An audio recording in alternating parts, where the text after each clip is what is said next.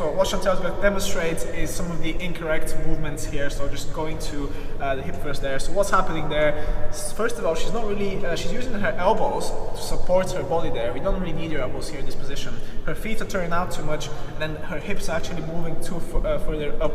So you don't really want to let your hips move too far up. And obviously her knees are not really being controlled. So her knees are coming out too much, or they can essentially collapse in, which happens sometimes. Like sometimes people will kind of shift to one side because there's some sort of an instability there, okay? And this makes it even worse if you're doing it with a barbell, okay? So what we're going to do now, we're going to clean this up.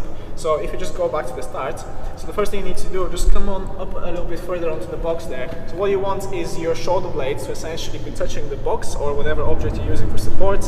You want to make sure that your toes are pointing straight forward, your glutes not too far away from the box. So essentially you've kind of shortened the distance there. You can keep your arms on your chest there, and then essentially when you're driving your hips forwards, upwards, you want to try and squeeze the glutes and then slowly drive.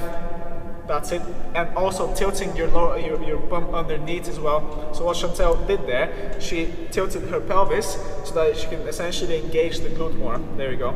So as you can see, the exercise is called a hip thrust. It's not a spine thrust or a knee thrust, and that's why it's a hip thrust, because you are only using your hips as Chantel is doing now. Everything else is there to support you, whilst you're essentially using your glutes to create that hip extension. Then you can essentially make it into an isometric, holding it there, and making it more difficult by extending one leg. This will be the toughest one because you don't have your arms to support yourself like you had with the glute bridge. So now everything is down to the hip, and then bring this leg down, and then extend the other one.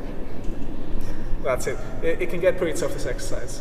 So tuck your bum under a little bit, and then drive your hips up towards. That's it. And then you're essentially supporting the bar there. You're not really driving into your muscles because you're going to hurt yourself.